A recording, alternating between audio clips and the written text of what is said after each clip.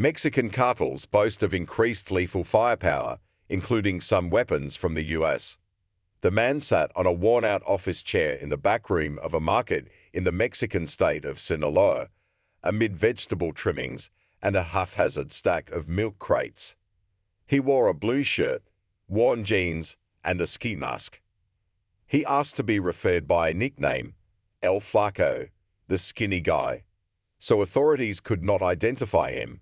He works as a mercenary, he said, and had come to discuss a closely guarded secret of Mexico's most powerful cartels, the FGM-148 Javelin infrared-guided missile launcher.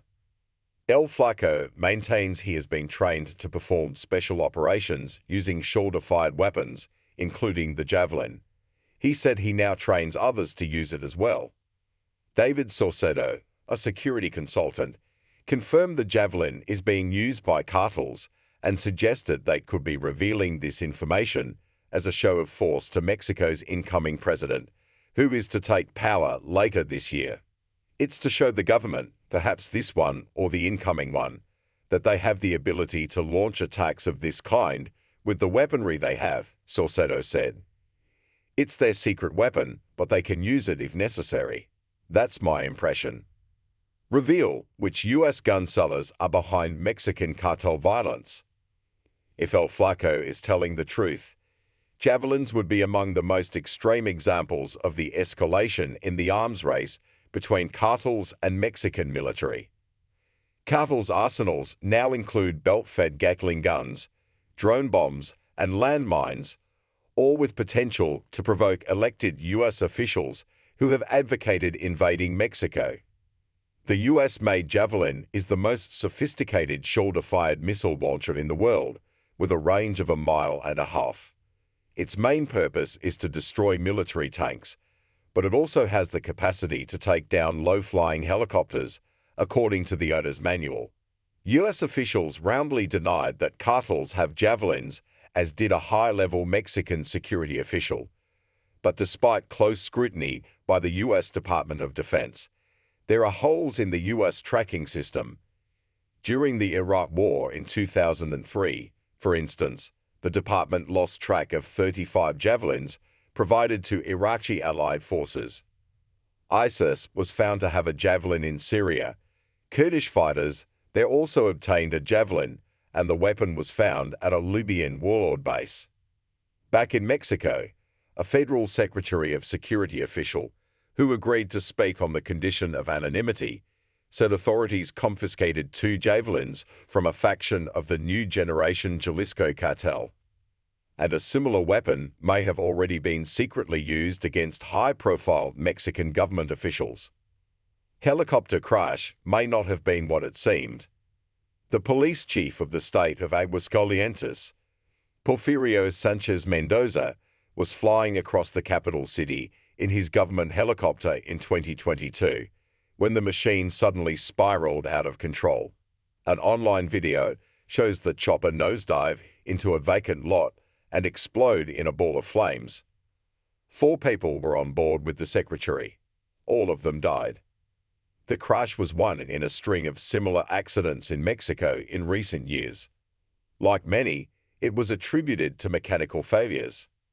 But the internal forensics report tells another story, according to Saucedo, who has reviewed the internal documents.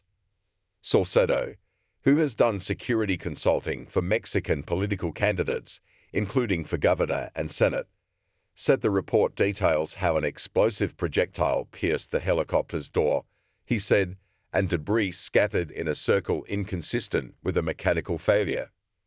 The forensics point to a munition similar to a Javelin, he said, adding that part of the helicopter detached due to the impact.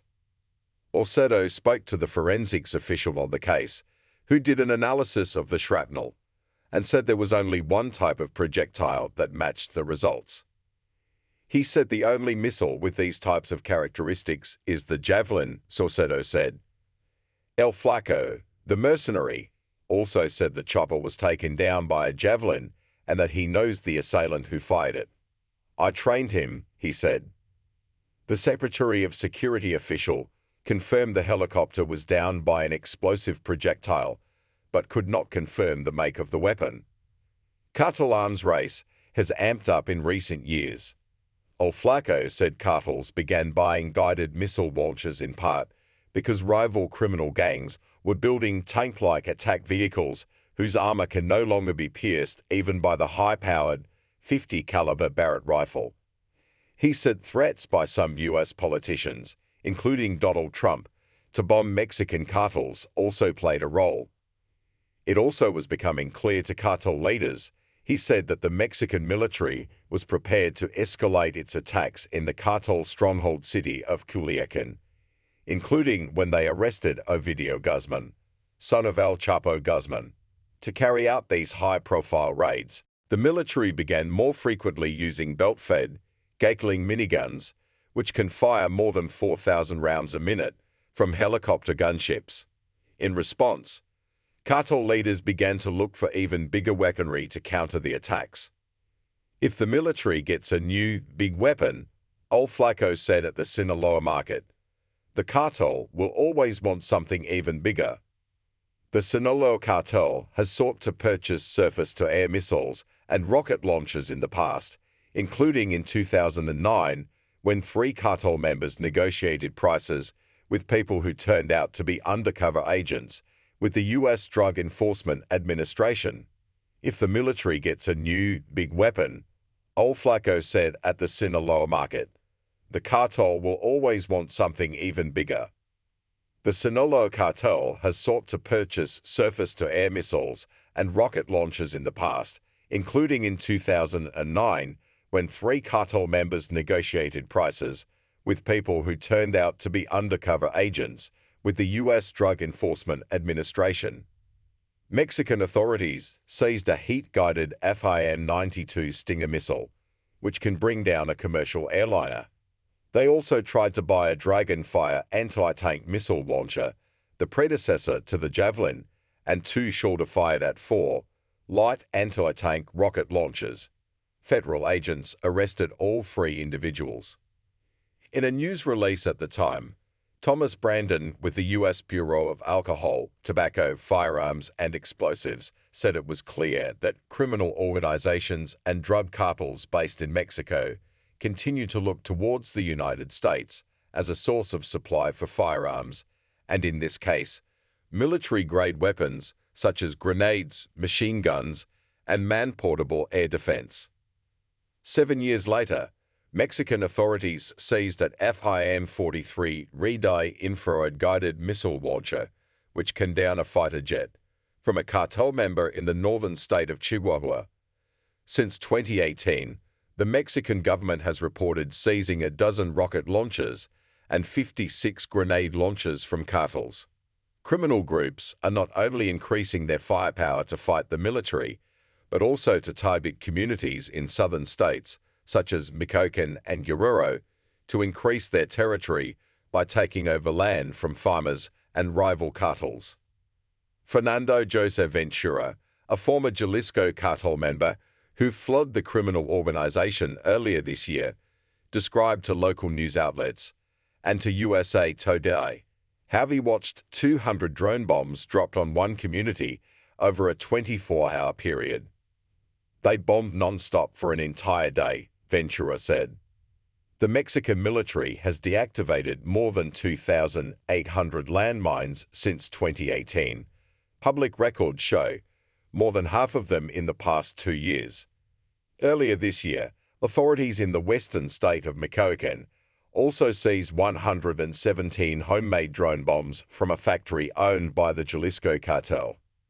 The M134 minigun has begun appearing on crime scenes across the country as well, a weapon with 6 barrels that can destroy a small car in minutes.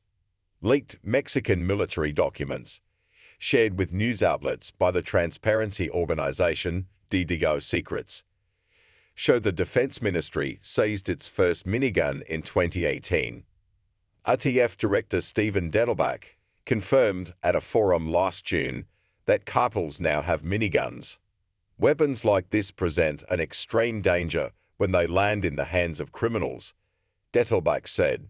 They're seeking a level of weaponry that outguns Mexican law enforcement. Threats from U.S. officials known to crime bosses.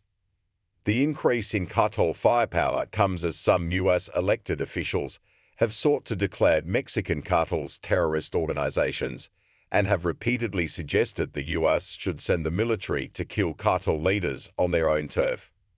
Republican reps Dan Crenshaw of Texas and Mike Waltz of Florida introduced legislation to that effect in Congress in 2022, and in 2020, President Donald Trump floated the idea of bombing cartel-run fentanyl laboratories, according to a book by Mark Esper, his defense secretary at the time. Opinion: should U.S. send troops to fight Mexican drug cartels? It's not a good idea. More recently, Trump has said that if he is reelected, he will send special forces to kill drug lords in Mexico.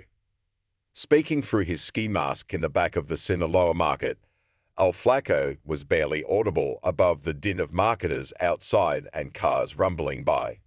But he wanted to make one thing clear. The cartel is well aware of those threats and will not hesitate to fight back. That includes using a javelin if necessary. His bosses, he said, would not think twice to use it against U.S. forces if they dare enter the country. That would create a terrible war. Flaco said, "We don't let Mexican forces stop us, much less a foreign force."